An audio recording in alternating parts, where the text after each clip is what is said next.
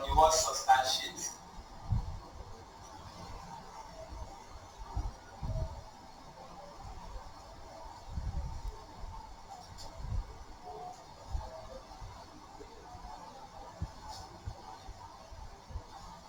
And either way, why I put substantiating in the middle is actually either way we are going to substantiate. And that is why even on our notes we started with that substantiating. So maybe we should start. What is substantiating? What does it mean to substantiate? Or substantive tests?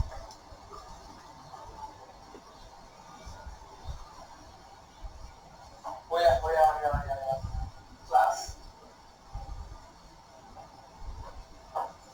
So if it's not system based, it's going to be risk based. But whether risk based, oh yes. But either of the two, we are going to have substantiating in it. So what does it mean to substantiate?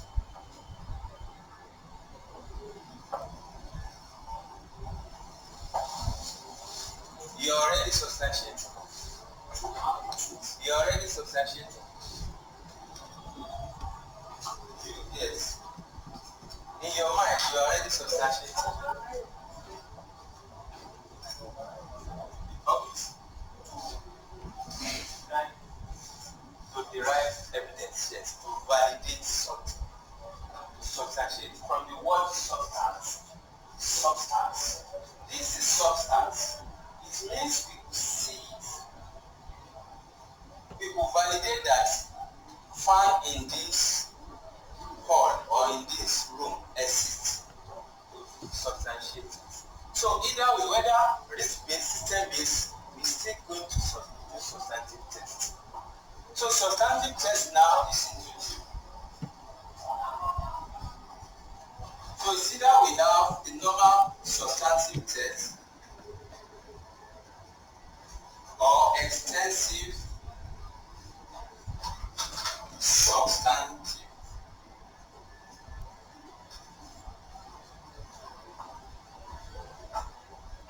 We will have extensive substantive.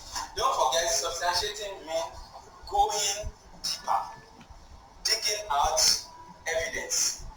So on the normal surface value of substantiating, we can say, okay, we do maybe 3 steps. But when we are talking about extensive substantive tests, we are talking about taking like 90% out of the 100. And we will go extensive when we are of the opinion that internal control system is as broken down. Yes, as broken down, or does not even exist. So substantive tests, usually we use it for SME audits. Because SMEs, majority of the time, do not have structure in place. So we are not even talking of internal control system. So substantive testing, we usually adopt that approach for the audit of small and medium scale organizations. The big four, which of them do they value or use? They use system-based. So we go to the next one. What is system-based? Class, please. Anytime we have or hear system in audit, it's simply we are talking about internal control.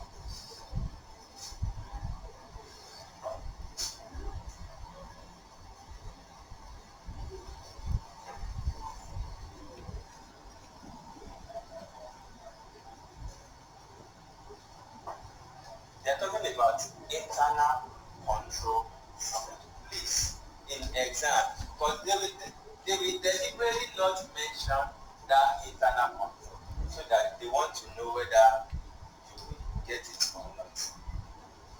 So system-based is based on internal control system.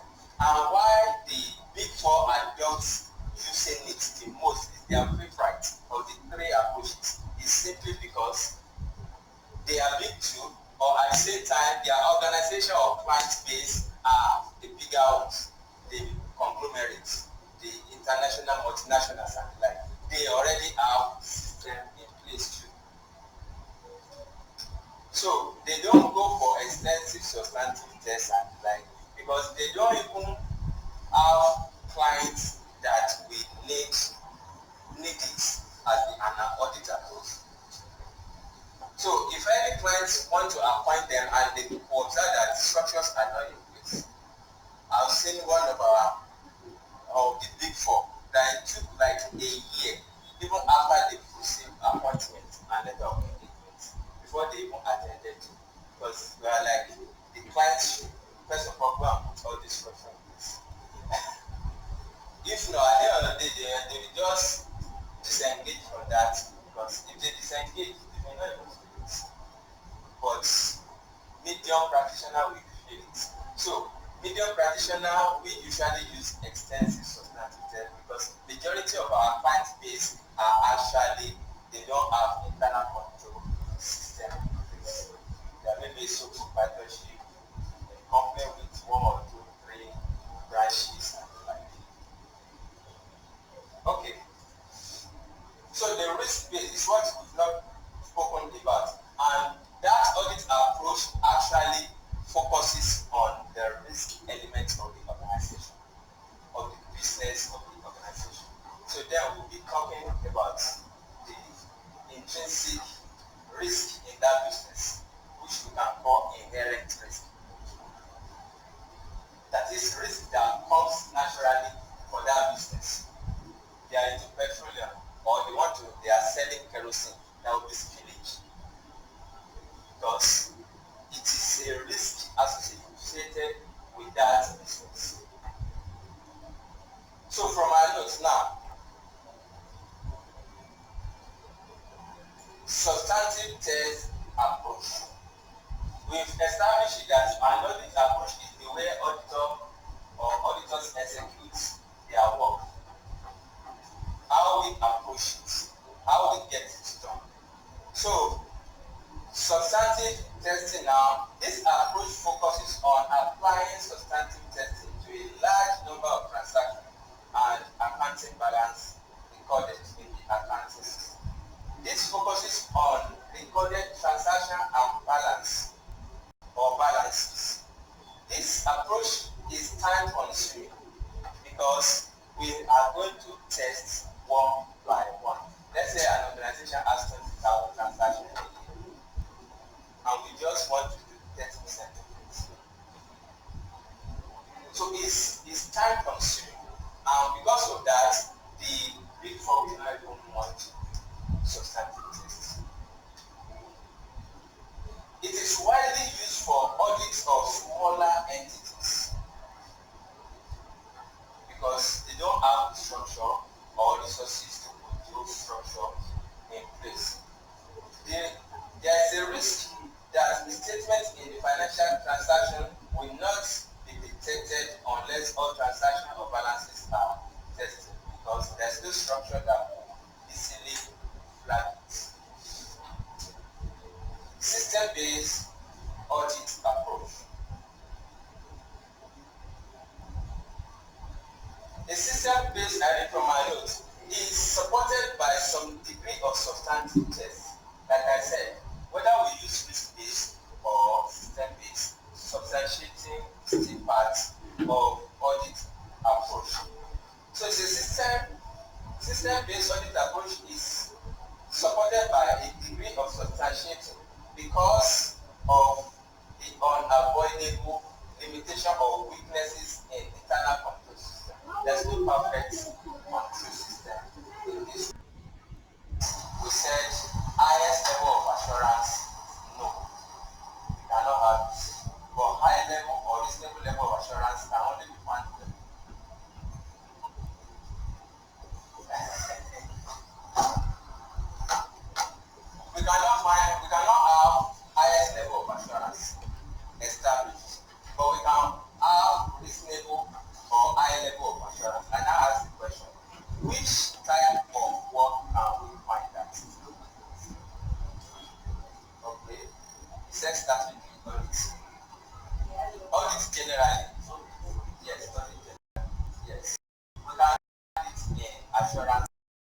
So the next question is, which we answered that like 3 weeks ago.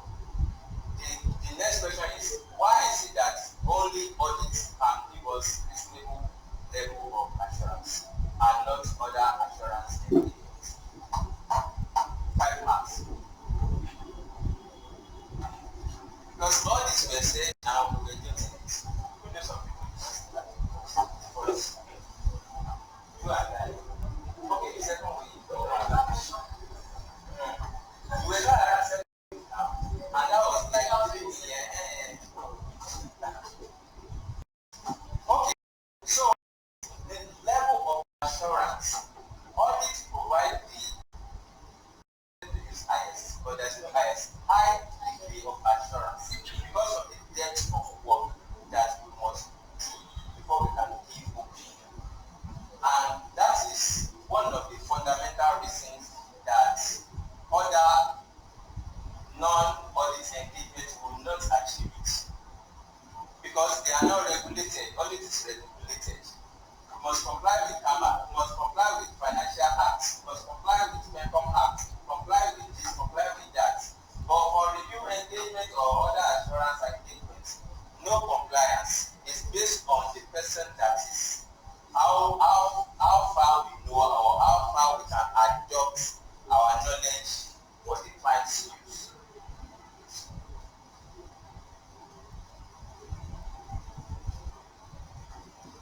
Okay.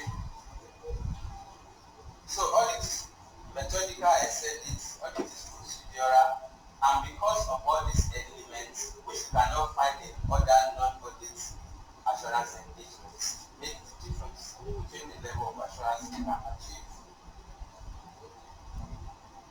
Okay, from my notes, it is also supported by the use of analytical procedure. So when we are working using system-based, we will at the end of the day review our work. So by that time we'll be talking about cash ratio, asset tests. I want to do that. Remember them. Liquidity ratio, KI ratio, and the like. Because you said figures don't lie, which is true, but only the figures that we actually analyze, not like this. Let's take for example, last year and this year made the same net profits. Let's say 30 million, made 30 million, or the region of 30 million. But last year, our capital outlay was 10 million, but this year was 15 million. But we did not analyze, oh, accountant, so what was our net profit? 20 million, sir, or 30 million, sir? Oh, what was last year? Around the same range, we are doing well. Figures has not deceived us, but we need to analyze it. But as eating a lot of facts, by the time we begin to analyze, okay, we made that 30 million on what? What capital outlay? 15 million. This year or last year? This year. Okay, what was last year? 10 million. Okay. So what has happened? That is telling us that somehow we do not manage probably expense well or something. But that means we performed better last year. That was what it is. But ordinarily, by comparing the net profit, we say we are doing well. So we must analyze by review, which is one of our financial statements. Analytical review.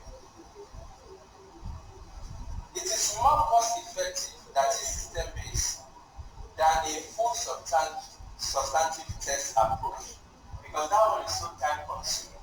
We can have some of our staff, audit staff, spend months just checking on the checklist because they are substantiating. But system-based is easier done. It is more cost effective than substantive testing, but there is still a danger of doing too much unnecessary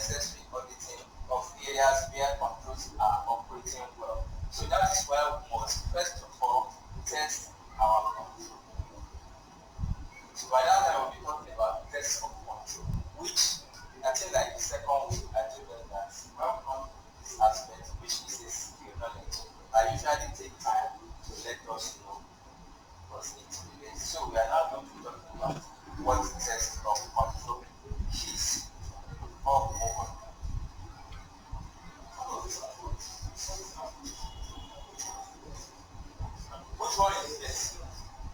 No, there is no this. No, depend on situation.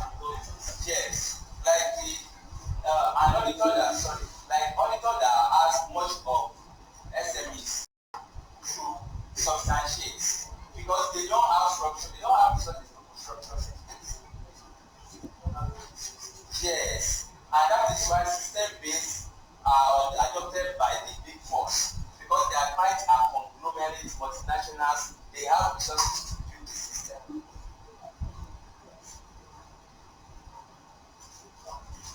I think what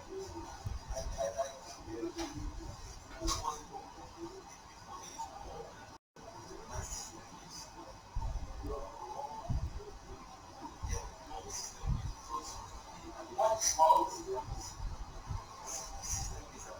Okay.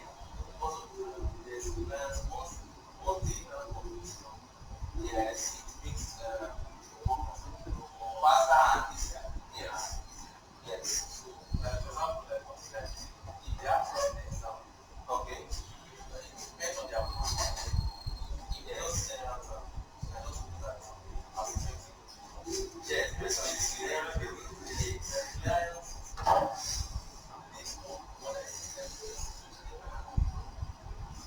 yes, it's very strong. But when you want to answer based on, don't give like a straight targeted answer. Consider this negative. Let's say I'm talking about small scale organization. The internal control auditor. They now have an internal auditor in place. So that is telling us that there is no structure or somebody to monitor structure. So these are SME. So it's better they use substantiating approach. But let's say they are telling you they are in 100 places in the world and the like, know that they must have resources to build system. So you can advise that you have audit approach based on system and the like. Then I say, for example, they are telling okay, they are into petroleum and this. If there is an inherent risk, they are pointing our attention to an inherent risk. So it's better we have risk-based audit approach. So yes.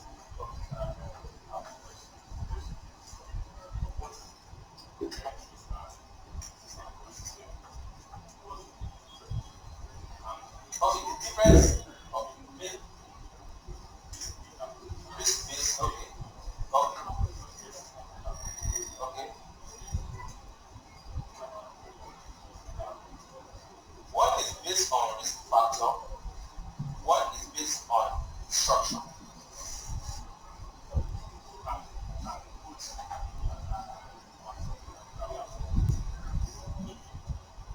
Can we, that question is not there. That is like combining it. The answer is yes. Like I said, and that was why I put it in the middle. Either way, we will substantiate. It's the level of substantiating that will be